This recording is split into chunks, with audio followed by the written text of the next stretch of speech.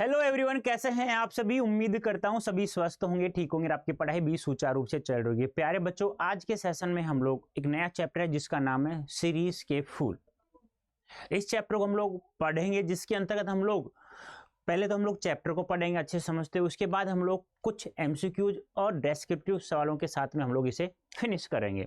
तो जल्दी से आप लोग आ जाइए। आप सभी का स्वागत करने के लिए हमेशा की तरह, रोजाना की तरह आपका होस्ट, आपका दोस्त राजेंद्र सर हाजिर हो चुके हैं। तो जल्दी से आप लोग आइए और जल्दी से कमेंट करके बताइए मुझे, क्या आपको आवाज स्पष्ट रूप से सुनाई दे रही है, स्पष्ट रूप से दिखाई दे रहा है? तो यस या नो में जल्दी से आंसर दो।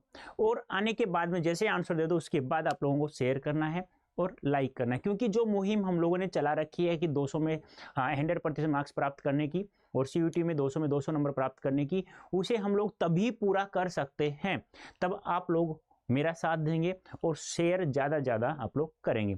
तो जल्दी से एक बार आ जाइए, जुड़ जाइए और कमेंट करके बताइए मुझे। फिर हम लोग स्टार्ट करते हैं सीरीज के फूल, जो चैप्टर है हमारा। नमस्ते बेटा, नमस्ते नमस्ते। आ गए सभी? देखो, एक सवाल तो यही आ जाएगा कि सीरीज के फूल गद्य विधा में है। सीरीज के फूल गद्य विधा में है, तो गद्य विधा में क्या है सीरीज के फूल, बता सकते हैं आप लोग मुझे? गद्य विधा में क्या है? एक निबंध है, लेकिन निबंध भी कैसा है प्यारे बच्चों?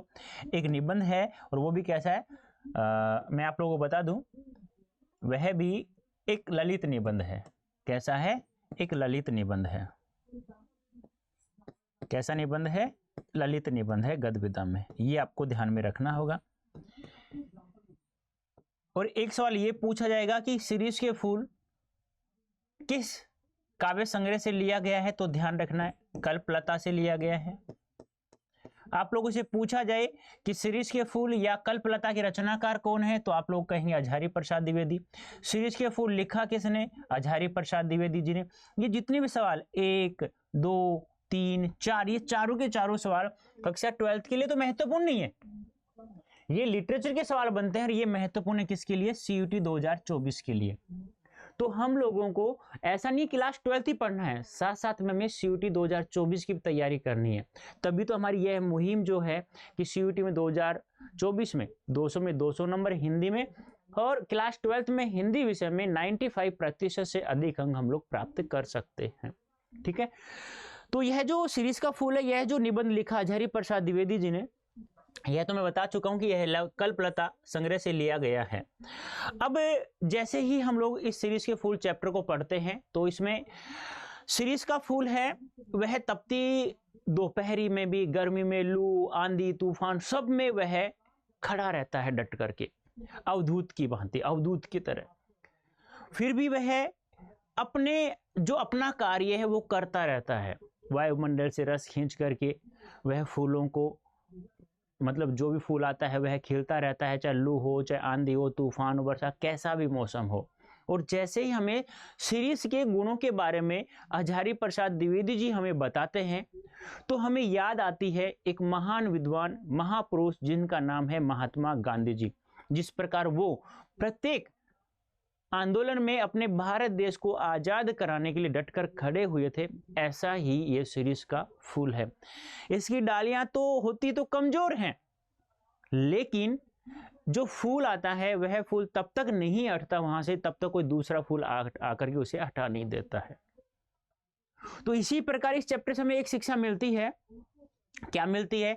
कि प्यारे बच्चों, अपना काम है कर्म करना, फल की इच्छा नहीं करनी। हमें क्या होगा क्या नहीं आगे का कोई मतलब नहीं, लेकिन ईमानदारी के साथ डट करके अच्छे से पढ़ाई करना है, धैर्य के साथ में। तो आप लोगों द्वारा जो लक्ष्य लिया गया है वो हमेशा हमेशा सफल होगा। तो देख लेते हैं, हम लोग एक बार सारांश पढ़ते हैं कि यह ललित निबंध सीरीज के फूल लेखक के संग्रह कल्पलता से उद्धृत है, यानी कि लिया गया है।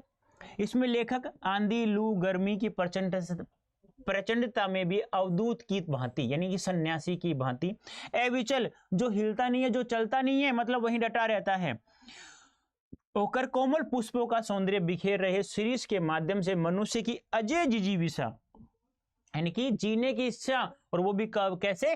अजय रहने की, यानी कि हमेशा जीवित रहने की इच्छा, और तुमुल कोलाहल के कलह के बीच धैर्यपूर्वक लोक के साथ चिंतारत कर्तव्यशील बने रहने का महान मानवीय मूल्य के रूप में स्थापित करता है। चिंता करने से क्या होगा भाई, कुछ नहीं हुआ, आज तक कुछ नहीं हुआ, लेकिन हाँ अपना कर्तव्य निभा रहे हैं आप लोग, धैर्य के साथ आप लोग पढ़ाई कर रहे हैं। तो जिस प्रकार से लू आंधी प्रचंड गर्मी में भी ये शीरीष का फूल तपती गर्मी में भी खिलता रहता है, वायुमंडल से रस खींचता रहता है, तो आप भी ऐसे ही, चाहे गर्मी हो चाहे सर्दी हो चाहे बारिश हो, पढ़ना है तो पढ़ना है, रोजाना पढ़ना है तो पढ़ना है। फिर देखो आप लोग किस प्रकार से चमकते हो हीरे की तरह, और आपको पता ही नहीं चलेगा कि किस जगह पे आप लोग पहुंच गए, कितने बड़े इंसान आप लोग बन गए हैं। ऐसी भावधारा में बहते हुए उसे देह बल के ऊपर आत्म बल का महत्व सिद्ध करने वाली इतिहास विभूति गांधी जी की याद हो आते हैं। यानी कि देह बल पर आत्म बल का महत्व, यानी कि शरीर देह यानी शरीर के बल पर आत्म बल का महत्व सिद्ध करने के लिए विभूति महात्मा गांधी जी की याद हमें आ जाती है। जिस प्रकार वो अपने देश को आजाद कराने के लिए प्रत्येक आंदोलन में मजबूताई से सबसे आगे खड़े रहते, चाहे कैसी भी स्थिति हो, चाहे कैसी परिस्थिति हो। आपको तो ऐसा कुछ नहीं करना, आपको तो बस धैर्य के साथ में रोजाना पढ़ाई करना है। वह गांधीवादी मूल्यों के अभाव की पीड़ा से भी कसमसा उठता है। निबंध की शुरुआत में लेखक शीरीष पुष्प की कोमल सुंदरता के जार बूंदा ने स्टार्ट स्टम जैसे चैप्टर स्टार्ट होता है तो शीरीष का फूल क्या होता है, कोमल होता है, उसके बारे में बहुत सारी विशेषताएं वो बताता है। कौन? हजारी प्रसाद द्विवेदी जी। फिर उसे भेद कर, फिर उसे अट करके उसके इतिहास में और फिर उसके जरिए मध्यकाल के सांस्कृतिक इतिहास में बैठता है। फिर तत्कालीन जीवन व सामंती वैभव विलास को सावधानी से उकेरते हुए उसका खोखलापन भी उजागर करता है। यानी कि यहाँ पे मध्यकाल की जो या उस समय की जो संस्कृति थी उसको भी वह हमारे सामने उकेरता है। किस प्रकार के लोग रहते थे, किस प्रकार के कौन कौन से पौधों की पूजा करते थे, किस प्रकार के पेड़ों की पूजा करते, किस प्रकार संस्कृति रहती थी। आज धीरे धीरे वो सब धीरे धीरे क्या होता जा रहा है, समाप्त होता हुआ जा रहा है। लेखक अशोक के फूल के भूल जाने की तरह ही शीरीष को नजरअंदाज किए जाने की साहित्यिक घटना से आहत है। यानी कि अशोक के फूल की पूजा किया करते थे, लेकिन अब धीरे धीरे उसको भूलते जा रहे हैं, जिस प्रकार शीरीष के फूल को भूल गए हैं। आहत यानी दुखी हैं, और इसी में उसे सच्चे कवि का तत्व दर्शन भी होता है। इसीलिए उन्हें एक सच्चे कवि का दर्शन भी प्राप्त हो जाता है। उसके अनुसार योगी की अनासक्त शून्यता और प्रेमी की सरस पूर्णता एक साथ उपलब्ध होना सत्कवि होने की एकमात्र शर्त है। यानी कि जो अच्छा कवि, सत्य यानी अच्छा, इसका टुकड़ा करेंगे तो क्या हो जाएगा, सत्यधन कवि। यानी कि एक अच्छा कवि होने की एकमात्र शर्त क्या है कि अनासक्त सुनने और प्रेमी की सरस पूर्णता, यानी किसी भी प्रकार के लोभ लालच में न आकर, किसी के ऊपर आसक्त न होकर के फिर यदि कार्य किया जाता है तो वह एक कहते हैं ना कि सत्यता तक पहुंच जाता है, वह अपना कार्य कर लेता है। तो एक अच्छा कवि वही है जो अनासक्त सुनने था, किसी पर भी आसक्त न हो। ऐसा कवि ही समस्त प्राकृतिक और मानवीय वैभव में रमकर भी चुकता नहीं और निरंतर आगे बढ़ते जाने की प्रेरणा देता रहता है। और ऐसा ही हमें कोई भी इंसान आज मिल जाता है, जिस प्रकार से कि किसी भी प्रकार की जो समस्याएं होती हैं, ये पारिवारिक जीवन में जियोगे तो समस्या तो आएंगी। अब आप उन समस्याओं से डर करके आगे भागेंगे तो फिर कैसे काम चलेगा, उन्हें धैर्य के साथ निभाना होगा। वैसे ही है, कोई सब्जेक्ट आपको समझ में नहीं आ रहा तो समझने की कोशिश करो, धीरे धीरे प्रत्येक टीचर से आप पास पहुंचो या उनसे कमेंट के द्वारा कैसे भी पहुंचना है आपको और उस समस्या का समाधान करना है, उसे भागना नहीं है। सीरीज के पुराने फलों के अधिकार लिपसुखड़ खराहट और नए पत्ते फलों द्वारा उन्हें दकिया कर बाहर निकालने में लेखक साहित्य, समाज, राजनीति में पुरानी और नई पीढ़ी के द्वंद्व को संकेतित करता है और साथ में स्पष्ट रूप से पुरानी पीढ़ी और हम सब में नएपन के स्वागत का साहस देखना चाहता है। यानी कि सीरीज का फूल चाहे वो सूख जाए लेकिन खड़खड़ाहट होते हुए अपनी खुशबू तो बिखेरता ही रहता है, वो खिलता तो रहता ही है तब तक कोई नया फूल आकर उसे धक्का नहीं दे दे। जिस प्रकार से राजनीति होती है ना, राजनीति चस्का एक ऐसा होता है कि जब तक कोई नया नौजवान उससे अच्छा कार्य करने वाला तब तक नहीं आता है, तब तक राजनीति में कोई भी वृद्ध व्यक्ति जाने की कोशिश नहीं करता है कि मैं नहीं जाऊंगा।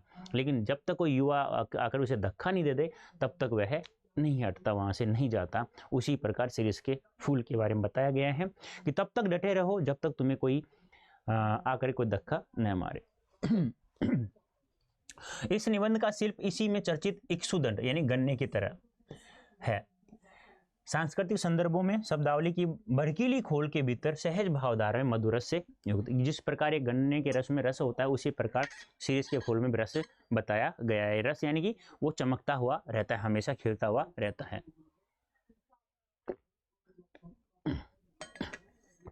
सॉरी बेटा। यह हर तरह से आस्वाद और प्रयोजनीय है। इस प्रकार लेखक के प्रतिनिधि निबंधों में से एक है। आस्वाद और प्रयोजनीय है यानी कि एक न कोई कारण जरूर है। अब देखो जो मूल पाठ है इसमें मैं बता दूं आप लोगों को कि आप लोगों को यहाँ पे कुछ सफेद शब्द दिखाई दे रहे हैं, कुछ पीले कलर्स में शब्द दिखाई दे रहे हैं। तो जो पीले कलर्स में ना, येलो कलर्स में जो मैंने हाईलाइट कर रखा है उनको तो आप लोगों को अवश्य पढ़ना है, क्योंकि यहीं से आपका कोई भी सवाल, चाहे एमसीक्यूज हो चाहे आपका सब्जेक्टिव हो, वो प्रत्येक सवाल यहाँ से आपको मिल जाएगा, 100% है। तो देखो सीरीज के अनेक पेड़ हैं, लेखक जहाँ ये पाठ लिख रहा है, ये लेख निबंध लिख रहा है, वहाँ बहुत सारे सीरीज के पेड़ हैं। जेठ की जलती धूप में भी यानी कि, और यहाँ पे इस चैप्टर में ना कबीरदास अनासक्त कवि, कालिदास अनासक्त कवि के बारे में भी यहाँ बताया गया है। तो जहाँ बैठ के यह लेख लिख रहा हूँ उसके आगे पीछे दाएं बाएं सीरीज की अनेक पेड़ है। जेठ माह, जेठ क्या होता है? ज्येष्ठ, ये भारतीय महीनों के नाम है 12, याद है ना? चैत्र बैसाख ज्येष्ठ आषाढ़ श्रावण भाद्रपद आश्विन कार्तिक माघ पौष माघ फाल्गुन। जबकि धरित्री निर्धूम अग्निकुंड बनी हुई थी, शीर्ष नीचे से ऊपर तक फूलों से लद गया था। कम फूल इस प्रकार की गर्मी में फूल सकने की हिम्मत करते हैं। यानी जेठ, जब जेठ होता है ना तो उस समय बहुत ही भयंकर लू चलती है और धूप होती है। उस समय भी शीर्ष का फूल, अग्निकुंड यानी कि आग बरस रही है आसमान से, फिर भी शीर्ष का फूल खिल रहा है। कर्णिकाल और आरागवद, ये ध्यान रखना आरागवद किसको कहा जाता है? अमलतास को, की बात मैं भूल नहीं रहा हूं, वे भी आसपास बहुत है। यानी कि जहां ये कवि लिख रहा है हजारी प्रसाद द्विवेदी, शीर्ष के पेड़ों के साथ साथ में कर्णिकार और आरागवद यानी अमलतास के भी पेड़ हैं। शीर्ष के साथ साथ आरागवद की तुलना नहीं की जा सकती, यानी कि शीर्ष के साथ आरागवद यानी अमलतास की तुलना नहीं कर सकते। वह 15-20 दिन के लिए फूलता है। आरागवद जो होता है, अमलतास जो होता है, वो केवल 15 से 20 दिन ही फूलता है। बसंत ऋतु के पलाश की भांति तरह, यानी बसंत ऋतु के पलाश का जो फूल, जो पलाश होता है वह बसंत ऋतु में खिलता है। इसलिए हम लोग कवि कह रहे हैं कि शीर्ष के फूल से इनकी तुलना हम लोग नहीं कर सकते। कबीरदास को इस तरह 15 दिन के लिए लहक उठना पसंद नहीं था। यानी जिस प्रकार से कबीरदास को 15 दिन के लिए खिलो उसके बाद फिर समाप्त हो जाओ, तो कबीरदास को भी ऐसा कभी कोई पसंद नहीं था, इसी प्रकार इनको भी पसंद नहीं है। यह भी क्या कि 10 दिन फूले फिर खंकड़ के खंकड़, दिन 10 फूला फूल के खंकड़ भया पलाश, ऐसे दुमदारों से वे लंडूरे भले। यानी कि ऐसा क्या 10 दिन फूल करके फिर आप पूरे वर्ष आप खंकड़ जैसे पड़े रहो, ऐसा भी क्या फूलना फिर उसे, वो जो कबीर जी को पसंद नहीं था, मुझे भी पसंद नहीं है। फूल है शीर्ष, फूल तो शीर्ष है। वसंत के आगमन के साथ लहक उठता है। जैसे वसंत आता है, वसंत ऋतु आती है, वह खिलना शुरू हो जाता है और आषाढ़ तक बना रहता है। यानी वसंत से खिलना और आषाढ़ तक बना रहना, देख लो। अब आप भरे भादों में भी निर्घात फूलता और भाद्रपद महीने में भी बिना किसी घात के फूलता रहता है। जब उमस से प्राण उबलता रहता है और लू से हृदय सूखता रहता है, एकमात्र शीर्ष कालजयी अवधूत की भांति, यानी कालजयी यानी काल को जीतने वाला, कभी हारने न वाला सन्यासी की तरह जीवन की अजेयता का मंत्र प्रचार करता रहता है। कहता है जिस प्रकार से मैं शीर्ष का फूल बिना किसी हार के हमेशा अजय रहते हैं, काल को मैं जीतता ही रहता हूं, चाहे कैसी भी आंधी हो, चाहे तूफान हो, एक सन्यासी की भांति मैं हमेशा आपको जीवित रखने का एक मंत्र देता रहता हूं, प्रचार करता रहता हूं। शीर्ष के वृक्ष बड़े छायादार होते हैं, ये ध्यान रखना। शीर्ष की वृक्ष की विशेषताएं पूछे तो शीर्ष के वृक्ष बड़े और छायादार होते हैं। पुराने भारत का रईस जिन मंगलजनक वृक्षों को अपनी वृक्ष वाटिका की चार दीवारी के पास लगाया करता, उसमें से एक सीरीज भी है। यानी कि भारत के जो अमीर लोग होते हैं ना, वो मंगल अच्छा कहते हैं ना कि ये वृक्ष अच्छे होते हैं अपने लिए, लोगों के लिए कुछ समस्याएं नहीं आती हैं, तो और भगवानों का वास होता है, तो उन वृक्षों में एक सीरीज का फूल भी वे लोग लगाया करते थे अपनी वृक्ष वाटिका में। व्रत संहिता कि ये एक ग्रंथ है जो वराहमिहिर ने लिखा था, शायद में भी। अशोक अरिष्ट पुनांग सीरीज के छायादार और घनमृषण हरितमा से परिवेष्टित वृक्ष वाटिका जरूर बड़ी मनोहर दिखती होगी। ये पेड़ों के नाम है। वात्स्यायन ने कामसूत्र में बताया, एक वात्स्यायन का ग्रंथ है कामसूत्र, उसमें बताया गया है क्या कि वाटिका की सघन छायादार वृक्षों की छाया में भी झूला, पंखा, धोला लगाया जाना चाहिए। यानी कहने का मतलब वाटिका के सघन छायादार वृक्षों की छाया में ही झूला, पंखा, धोला भी लगाया जाना चाहिए। एक वृक्ष का नाम है। बकुल के पेड़ में ऐसी दोलाओं को लगा देखना चाहते थे, पर सीरीज भी क्या बुरा, डाल इसकी अपेक्षाकृत कमजोर जरूर होती है। यानी कि सीरीज के जो पेड़ है उसकी डालियां जरूर ही कुछ कमजोर होती हैं। सीरीज का फूल संस्कृत साहित्य में बहुत कोमल माना गया। ये ध्यान रखना, संस्कृत साहित्य में सीरीज का फूल बहुत ही कोमल माना गया। कालिदास ने यहाँ शुरू में प्रचार किया होगा क्या कि शिरीष फूल पुष्प केवल भौरों के पदों का कोमल दबाव सहन कर सकता है, पक्षियों का बिल्कुल ही नहीं। कहने का मतलब क्या है, केवल भौरों का ही वजन वो सह सकता है, पक्षियों का बिल्कुल भी नहीं सहन कर सकता, इतनी कमजोर डालियां होती हैं। शिरीष के फूलों की कोमलता देखकर परवर्ती कवियों ने समझा कि उसका सब कुछ कोमल है और वह भूल है। यानी कहता है वो, कोई कवि सोचता है ना कि मेरा सब कुछ कोमल है, तो वह क्या है, वह भूलता जा रहा है, यह उसकी भूल है, यानी उसकी गलती है, गलती से भूल रहा है। इसके फल इतने मजबूत होते हैं कि नए फूलों के निकल आने पर भी अपने स्थान नहीं छोड़ते। कहने का मतलब क्या है, डालियां कमजोर होती है लेकिन फूल इतने परिपक्व होते हैं कि जब तक नया फूल आके उसे हटा नहीं देता तब तक वो बना रहता है। कब से कब तक, वसंत ऋतु से लेकर के आषाढ़ तक फलता फूलता रहता है, और भादवे तक भी वो फलता फूलता रहता है। जब तक नए फल पत्ते मिलकर दखिया कर उन्हें दबहार नहीं कर देते तब तक वे डटे रहते हैं। वही राजनीति वाली बात है, बड़े बूढ़े राजनीति लोग जब तक नहीं हटेंगे, जब तक कोई युवा आकर के उन्हें हटा नहीं देता।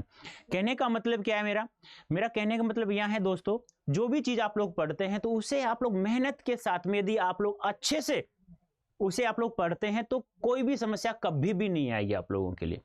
तो यहां जो सीरीज के बारे में बताया जा रहा है, तो आपको बस एक ही चीज ध्यान में रखनी है कि हमें ईमानदारी के साथ में धैर्य को जोड़ते हुए हमें पढ़ना है, तब तक जब तक हमारा उद्देश्य पूरा न हो जाए। ठीक है। वसंत के आगमन के समय जब सारी वनस्थली पुष्प पत्तर से मर्यादित मरमरित होती रहती हैं, तो सीरीज के पुराने फल बुरी तरह खड़खड़ाते रहते हैं। मुझे इनको देखकर उन नेताओं की बात याद आती है जो किसी प्रकार जमाने का रुख नहीं पहचानते, और जब तक नई पौध के लोग उन्हें धक्का मारकर निकाल नहीं देते तब तक जमे रहते हैं। यानी कि सीरीज के फूल से उनकी तुलना करते हैं राजनीति लोगों से, बताया ना अभी, जब तक नहीं हटते जब तक उन्हें नए लोग आकर धक्का देकर नहीं निकालते। जरा और मृत्यु ये दोनों जगत के अपरिचित और अति प्रमाणिक सत्य है, ये ध्यान रखना। जरा और मृत्यु यानी कि कहने का मतलब क्या है, ये एक सत्य बात है, इनसे कोई जुटला नहीं सकता। तुलसीदास ने अफसोस के साथ इनकी सच्चाई पर मुहर लगाई थी। धरा को प्रमाण यही तुलसी, जो फरा सो जरा, जो बरा सो बुताना। इस पंक्ति को याद रखना, पूछा जा सकता है पंक्ति किसके द्वारा लिखी गई है। मूर्ख समझते हैं कि जहां बने हैं वहीं देर तक बने रहे तो काल देवता की आंख बचा जाएंगे। भोले हैं वे, यानी वे लोग भोले हैं जो ये सोचते हैं कि हमारी मृत्यु कभी नहीं होगी, काल देवता की आंख से हम बच सकते हैं। ऐसा कभी हो सकता है नहीं, क्योंकि जरा और मृत्यु सत्य की ये दोनों चीजें परिपक्व हैं और सही हैं, आप इसे जुटला नहीं सकते हैं।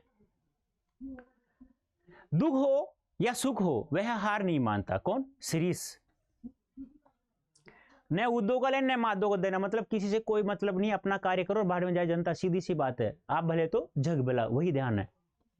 जब धरती और आसमान जलते रहते हैं तब भी यह हजरत न जाने कहां से अपना रस खींचते रहते हैं। यानी कि जब धरती और आसमान जलते रहते हैं इतनी तपती धूप में, इतनी लू में, भयंकर लू में, फिर यह फूल है, यह कहां से रस खींचता है? तो बताया गया यह रस वायुमंडल से खींचता रहता है। एक वनस्पति शास्त्री ने मुझे बताया कि यह उस श्रेणी का पेड़ है जो वायुमंडल से रस अपना खींचता रहता है। यानी कि कवि कह रहे हैं हजारी प्रसाद द्विवेदी एक वनस्पति शास्त्री वैज्ञानिक है, उन्होंने मुझे बताया कि ये सीरीज का फूल है, यह वायुमंडल से अपना रस खींचता है।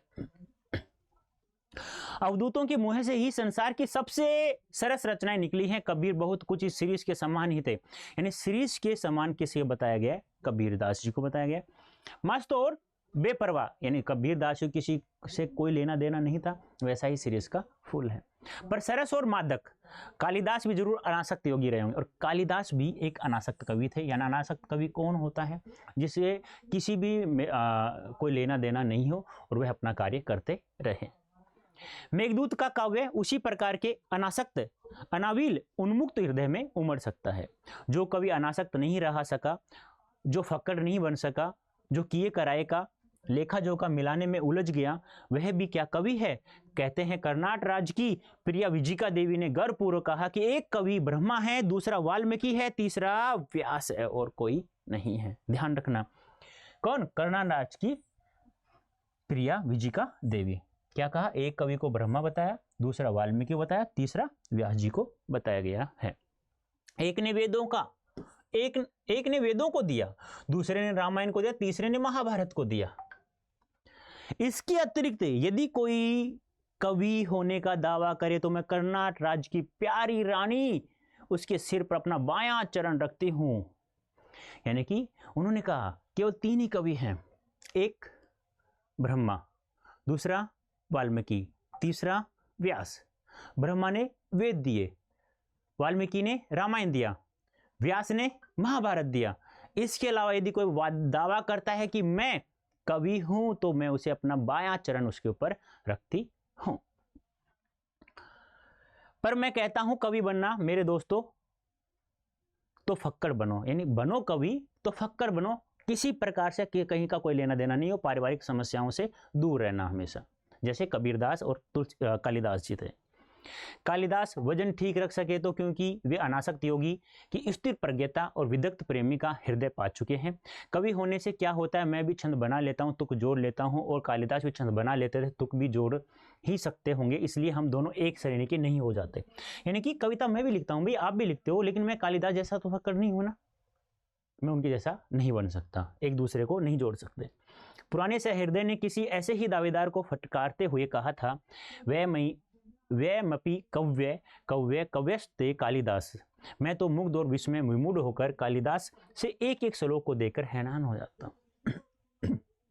कालिदास जी ने 4 काव्य लिखे, जिसमें 2 खंडकाव्य, 2 महाकाव्य और 3 नाटक लिखे। अब उनके एक एक श्लोक को पढ़कर के वो हैरान हैं। कौन? हजारी प्रसाद द्विवेदी।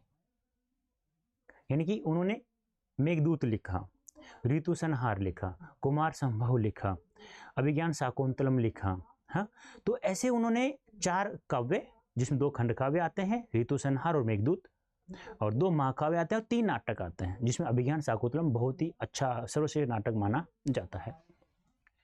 शकुंतला कालिदास के हृदय से निकले, यानी कि अभिज्ञान शाकुंतलम जो लिखा कालिदास जी ने, उसमें शकुंतला और दुष्यंत के बारे में लिखा है।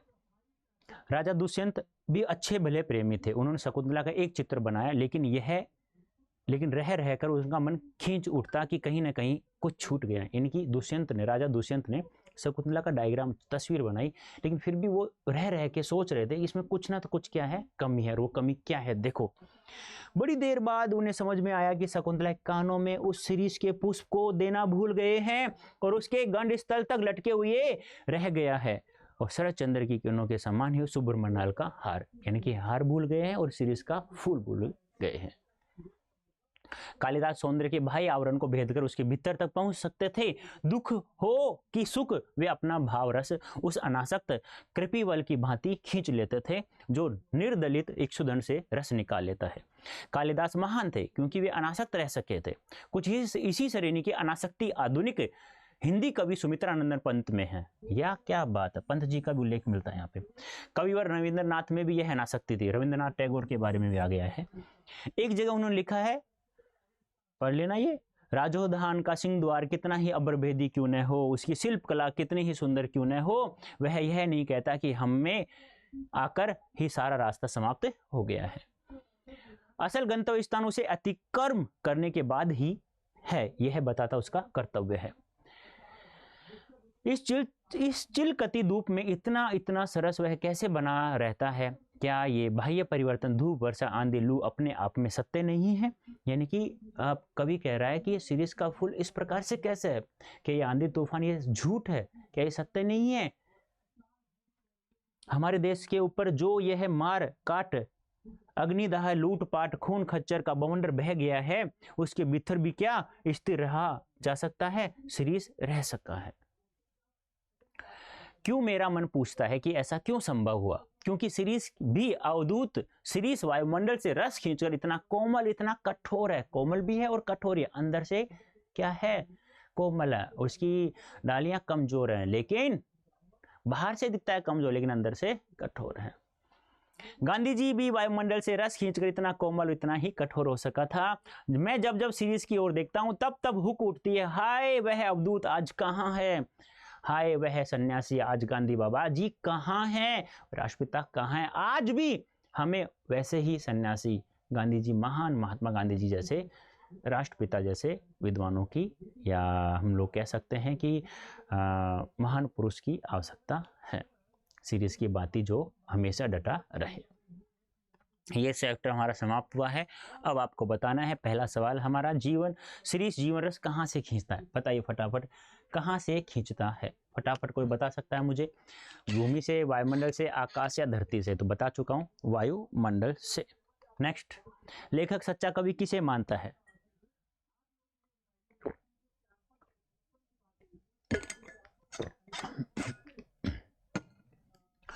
सच्चा कवि कौन है? जो लाभ हानि के सामने न पड़े, जो अनासक्त रहे, जो समर्पण भाव से लिखे, उपयुक्त सभी, तीनों सही है। कालजयी शब्द का अर्थ क्या होता है? काल को जीतने वाला, सही है। लंबे समय तक जीवित रहने वाला, ये भी सही है। जिस पर काल का प्रभाव न पड़े, ये भी सही है। उपयुक्त सभी, राइट आंसर। सीरीज के फूल साहित्य की किस विधा में लिखा गया? ये सवाल आपको अलग करेगा भीड़ से, ये ध्यान रखना है। तो एक क्या है? ललित निबंध बेटा जी। लेखक ने भोले किन लोगों को कहा? इन भोला कौन है? जो अभी नहीं बताया था कि वो काल देवता से बच सकते हैं, कि हम काल देवता की आंखों से बच गए हैं, बस हम जीवित रहेंगे हमेशा, उनको भोला बताया गया है। जो समझते हैं कि वो कभी नष्ट नहीं होंगे, उनको भोला बताया गया है। सीरीज के फूलों से व्यक्ति को कौन सा गुण ग्रहण करना चाहिए? सारे। सुख दुख में परे होना, सुख दुख से दूर रहो, आठों पैर मौज में रहना, आठों पैर मस्ती में रहना चाहिए, चाहे कुछ भी हो। लू में भी जीवन रस खींचता, यानी कि हमेशा डटकर मुकाबला करना, पढ़ाई करना ईमानदारी के साथ, उपयुक्त सभी। शकुंतला के चित्र को पूर्णता किस प्रकार मिली? शिरीष का फूल और सुब्रमण्यनाल। जब उसके कानों में शिरीष के फूल को और गले में सुब्रमण्यनाल का हार डाला गया। किसके द्वारा बनाया गया चित्र? दुष्यंत के द्वारा। और कहाँ मिलता है? अभिज्ञान शाकुंतलम में। अभिज्ञान शाकुंतलम, अभिज्ञान शाकुंतलम एक नाटक है जो कालिदास जी द्वारा लिखा गया है। न उदो का लेना न मादो का देना, इस मुहावरे का अर्थ क्या है? किसी से कोई मतलब न रखना, फटाफट देना है आंसर। जैसा मैंने पढ़ाया है, जैसा मैंने बताया सारांश, वैसे ही पढ़ना है। फिर कोई भी सवाल आए, किसी सवाल की औकात नहीं होगी जिसका आंसर आप लोग नहीं दे सकते प्यारे बच्चों, पर पढ़ना ईमानदारी के साथ में। अमलतास कितने दिनों के लिए फूलता है? 15 से 20 दिनों के लिए। और आगे बढ़, किस ऋतु के आने पर शिरीष खिलता है? वसंत ऋतु। और कब तक बना रहता है? आषाढ़ तक बना रहता है, ध्यान रखना। कब तक बना रहता है? आषाढ़ तक बना रहता है। लेखक ने शिरीष की तुलना किसके साथ की है? अवधूत के साथ। शिरीष के फूल ललित निबंध के रचयिता का नाम क्या है? ये तो पढ़ रहे हैं हम लोग, हजारी प्रसाद द्विवेदी। ये सवाल है ना, यहाँ के लिए नहीं, यहाँ के लिए महत्वपूर्ण, ध्यान रखना। अरागवध किस पेड़ का नाम है? अमलतास का, जो 15 से 20 दिन फूलता है। किस महीने तक शिरीष के फूल मस्त बने रहते हैं? आषाढ़ माह तक। बताया था, कहाँ ये रहा। शिरीष की डालियां कैसी होती हैं भाई? बताए ना, कमजोर होती हैं, कमजोर, ये रहा। अंत में लेखक ने शिरीष की तुलना किसके साथ की है? किसके साथ की है? महात्मा गांधी एक ही नाम है। लेखक ने कबीर के अतिरिक्त किस कवि को अनासक्त योगी कहा है? कौन कौन है? कबीर के अतिरिक्त कालिदास भी है, और यदि हम आधुनिक कवियों की बात करें तो सुमित्रानंदन पंत, और एक और कवि था ना रविंद्रनाथ टैगोर के बारे में बताया गया, तो कालिदास जी। इक्षुदंड किसके लिए प्रयुक्त हुआ है? गन्ने के लिए। गन्ना गन्ना गन्ना गन्ना, ये रहा। मेघदूत किस कवि की रचना है? अभी बताया था, ऋतु संहार, मेघदूत, कुमार संभवसार, अभिज्ञान शाकुंतलम, और भी हैं जो ध्यान नहीं है मुझे। तो मेघदूत कालिदास की है, ये खंड काव्य है। खंड काव्य यानी कि एक पूर्व मेघ और उत्तर मेघ, ऐसे दो खंड है इसमें। कर्नाट राज्य की कन्या का क्या नाम था? विजिका देवी, ये रहा। इन्होंने पहला कवि किसे माना? ब्रह्मा। ब्रह्मा ने क्या दिया? वेद। दूसरा किसे माना? वाल्मीकि। वाल्मीकि ने क्या दिया हमें? रामायण। तीसरा किसे माना? व्यास जी को। व्यास जी ने क्या दिया? महाभारत। चौथा कोई कवि है जो कवि होने का दावा करता है तो मैं उस पर बायां चरण अपना रखती हूँ। कौन कहती है? कर्नाट राज्य की प्रिया विजिका देवी। याद रखना, ये द्विवेदी जी ने सीरीज के फूल नामक पाठ में संस्कृत के हिसाब से किस महान कवि का उल्लेख मिलता है? संस्कृत साहित्य में सीरीज के फूल को क्या कहा है? कोमल बताया गया है संस्कृत साहित्य में। हाँ, कालिदास जी को। धरा को प्रमाण यही तुलसी, जो फरा जो जरा, जो बरा सो बुताना, किसकी पंक्ति है ये? बताया था मैंने, याद रखना है, पूछा जा सकता है। और ये लाइन पंक्ति है ना, सीयूटी के लिए बहुत ज्यादा महत्वपूर्ण है। याद रखना बेटा, देखो जो चीज मैं महत्वपूर्ण कह रहा हूं वो महत्वपूर्ण है, पूछी जाएगी, ध्यान रखना है आप लोगों को। कौन सपासप कोड़े चलाता है? सपासप कोड़े कौन चलाता है? महाकाल देवता। ये हो गए हमारे एमसीक्यूज। अब आते हैं डेस्क्रिप्टिव। लेखक ने सीरीज को कालजी अवधूत सन्यासी की तरह क्यों माना है? क्योंकि वह वसंत ऋतु से खिलना स्टार्ट होता है और आषाढ़ तक बना रहता है। वह किसी प्रकार की अवधूत की बातें बता रहा हूँ। तो जिस प्रकार से अनासक्त कवि वही है जो पारिवारिक बंधनों में और कहते हैं वासनाओं से ऊपर उठाओ, दुख सुख में भी वो हमेशा लिखता रहता है, और मतलब किसी भी समस्या में ना पड़े गिरे, इसलिए इन्हें अवधूत की भांति कहा। जिस प्रकार से शीश का फूल हर प्रचंड लू, गर्मी, आंधी, तूफान में भी बना रहता है तब तक जब तक कोई दूसरा फूल आके उसे धकिया न दे। अवधूत ऐसे सन्यासियों कहा जाता है जो सांसारिक बंधनों व विषय वासनाओं से ऊपर उठकर उठा होता है तथा सुख दुख से मुक्त व कामनाओं से रहित रहता है। कालजयी उसे कहते हैं जो समय के परिवर्तन से अप्रभावी रहता है, काल को जीतने वाला। वह जो हमेशा जीवित रहता है, जीवन में आने वाले सुख दुख, हार जीत आदि उसे प्रभावित नहीं कर पाते। वह इन सभी में संतुलन बनाकर जीवित रहता है। यह सभी गुण कालजयी अवधूत अर्थात सन्यासी में होते हैं। सीरीज का पेड़ भी भीषण गर्मी और लू में फलता फूलता रहता है। बसंत आगमन पर अपना सौंदर्य बिखेरता है। जब गर्मी और लू से सारा संसार विक्षिप्त रहता है, ऐसी विषम परिस्थितियों में भी सीरीज का फूल लहलाते रहता है, इसलिए इसे कालजयी अवधूत के समान बताया गया है। गांधी जी बाबा। हृदय की कोमलता को बचाने के लिए व्यवहार की कठोरता भी कभी कभी जरूरी होती है। बात तो सही है। अरे भाई, कमजोर डालियां थी सीरीज के फूल, लेकिन फिर भी फूल यानी कि आषाढ़ माह तक रहता था। तो कहते हैं ना कि कभी कभी अपनी कठोरता भी दिखानी पड़ती। जिस प्रकार महात्मा गांधी जी बाहर से कमजोर लेकिन अंदर से मजबूत थे, तभी तो ये संसार जीवित रहने देगा लोगों को। सीरीज के फूल निबंध में हजारी प्रसाद द्विवेदी जी ने सीरीज के पेड़ को अंदर से सरल और ऊपर से कठोर माना है। उसके भीतर की कोमलता उसके फूलों और हरे हरे पत्तों में प्रकट होती है। वह भीषण गर्मी में भी मस्त और हरा भरा रहता है। सीरीज के फूल या फल अपने वृत्त से इतनी मजबूती से जुड़े रहते हैं कि नए फूलों के आने पर भी अपना स्थान नहीं छोड़ते। वे अपने अंदर की कोमलता को बचाने के लिए ऐसे कठोर बन जाते हैं। इस प्रकार हृदय की कोमलता को बचाने के लिए व्यवहार की कठोरता भी कभी कभी जरूरी हो जाती है। हजारी प्रसाद द्विवेदी जी ने सीरीज के माध्यम से कोलाहल व संघर्ष से भरी जीवन स्थितियों में भी अविचल रहकर जिजी विशु बने रहने की सीख दी है। स्पष्ट करें, यानी कि सीरीज के माध्यम से कोलाहल संघर्ष से भरी जीवन स्थितियों में अविचल रहकर जिजी विशु, यानी कि आपके पास कैसी भी कठिनाई क्यों ना हो, आपको हार नहीं माननी है। बस यही मेरा कहना है, यही इसका आंसर भी है। देख लो, सीरीज अपने जीवन की कठोर स्थितियों परिस्थितियों में भी विचलित नहीं होता। जब चारों ओर भीषण गर्मी का ताप धरती को जलाया करता है और तेज लू हृदय को सुखाती है, ऐसी विषम परिस्थितियों में भी शरीर अपने सुंदर फूलों से लदा रहता है। विपरीत स्थिति उसकी जीने की प्रबल इच्छा को मिटा नहीं पाती। इस प्रकार शरीर विपरीत परिस्थितियों में भी मस्त रहने की शिक्षा देता है। मनुष्य को भी अपने जीवन में विपरीत परिस्थितियों में अविचलित रहकर जीना चाहिए। उसे प्रत्येक कार्य को ईमानदारी से करना चाहिए, कर्म करते रहना चाहिए, फल की इच्छा नहीं करनी चाहिए, वो अपने आप प्राप्त हो जाता है। हाय वह अवधूत आज कहाँ है, ऐसा कहकर लेखक ने आत्मबल पर देह बल की वर्चस्व की वर्तमान सभ्यता की संकट की ओर संकेत किया गया। हाय वह अवधूत आज कहाँ है मतलब महात्मा गांधी जैसे महापुरुष के बारे में यहाँ बताया गया है। अवधूत शरीर सुख के लालच को त्याग कर आत्मबल से अपनी साधना में संलग्न रहते हैं। वे शारीरिक बल की अपेक्षा आत्मबल को महत्व देते हैं।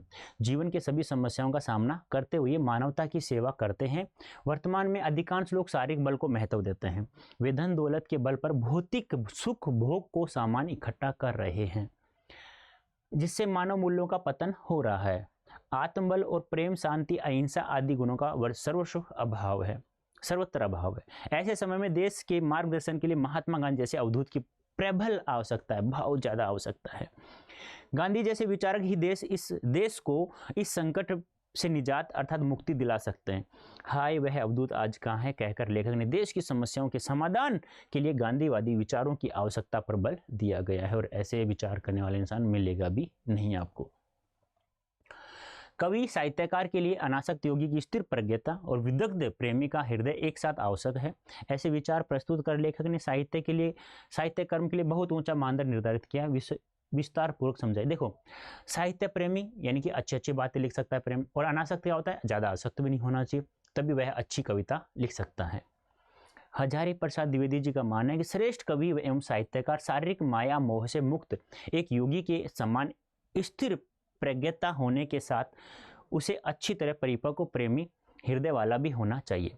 वस्तुतः कवि एवं साहित्यकार से हम बहुत ऊंचे आदर्शों एवं जीवन मूल्यों की अपेक्षा करते हैं।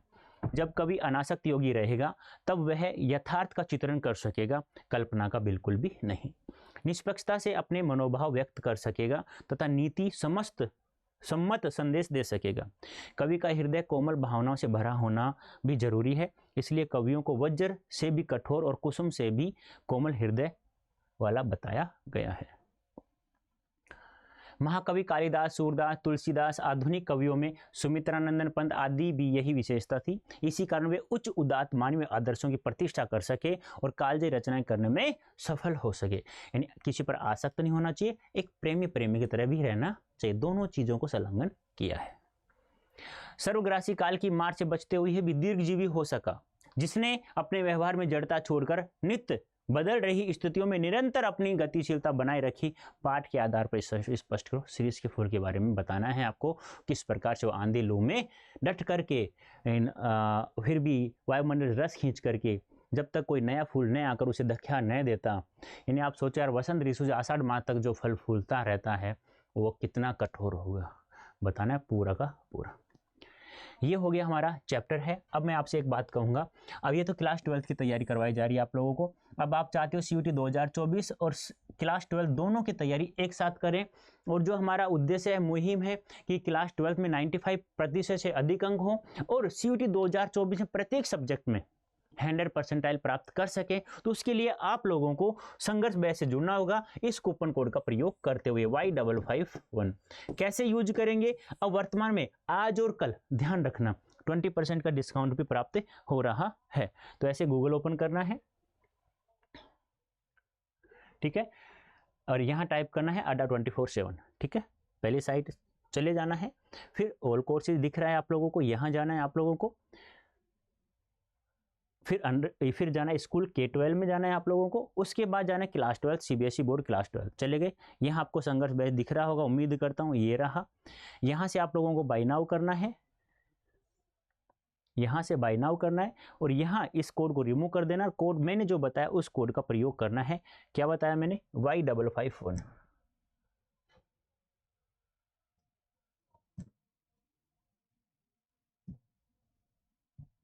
क्या बात है भाई?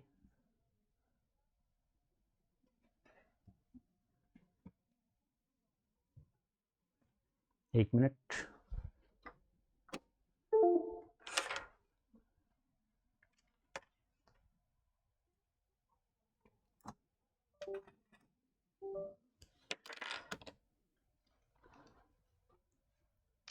Y551, और जैसे आप लोग अप्लाई कर देंगे बेटा तो आप लोग देख सकते हैं, आप लोग देख सकते हैं कितने रुपए का। देखो जैसे ही आप लोगों ने Y551 कोड का यूज किया है तो यह कोर्स था 7999, यानी कि 7999 रुपये का था। तो 20% का डिस्काउंट प्राप्त कर लिया आपने। जब कब? जब आपने इस कूपन कोड का प्रयोग किया Y551 का। तो कितने का? 6399 का पड़ा ये। अब यदि आप इसी कोर्स को अड्डा 24/7 ऐप से परचेज करते हैं तो ये 20 की जगह 21 हो जाएगा, डिस्काउंट ऑफ हो जाएगा, क्योंकि 1% आपको ऐप के द्वारा भी प्राप्त होता है। अब यह ऐप कहाँ से मिलेगा? प्ले स्टोर से मिलेगा बेटा, ठीक है। हाँ, वहाँ से डाउनलोड करो और ऐप से भी खरीदो तब भी यही कूपन यूज करना है आप लोगों को। और चाहे गूगल से परचेज करो तब भी इसी कूपन की सहायता से आप लोगों को मैक्सिमम डिस्काउंट प्राप्त होगा। तो प्यारे बच्चों, मेरा कहने का मतलब ये है, यदि आप लोगों को CUET में और क्लास 12 में अच्छे मार्क्स प्राप्त करें, अच्छा क्या होता है 95 से कम % प्राप्त करोगे तो अच्छा नहीं होगा, इससे अभ्युदय प्राप्त करोगे तो अच्छा होगा। और CUET 2024 में जहां आप लोगों का उद्देश्य पूरा होगा, जिस यूनिवर्सिटी को आप चाहते हैं वहीं जाना चाहते हैं, एक अच्छा भारत देश का नागरिक बनना चाहते हैं, एक अच्छा इंसान बनना चाहते हैं, तो आप लोगों को आगे बढ़ने के लिए अच्छे प्रोफेसर मिलने चाहिए। अब अच्छे प्रोफेसर कहाँ मिलेंगे आप लोगों को? एक अच्छी यूनिवर्सिटी मिलेंगे। अच्छी यूनिवर्सिटी के आपको क्या करना पड़ेगा? CUET 2024 की बेस्ट तैयारी करनी पड़ेगी और प्रत्येक सब्जेक्ट में 100% प्राप्त करना होगा। तो प्यारे बच्चों, उम्मीद करता हूँ अच्छा लगा होगा। और यदि आप दोनों चीज़ों की तैयारी करना चाहते हैं तो आप लोग Y551 कोड का यूज करके संघर्ष बैच से जुड़ सकते हैं। तो प्यारे बच्चों, अभी के लिए इतना ही। धन्यवाद। Thank you so much.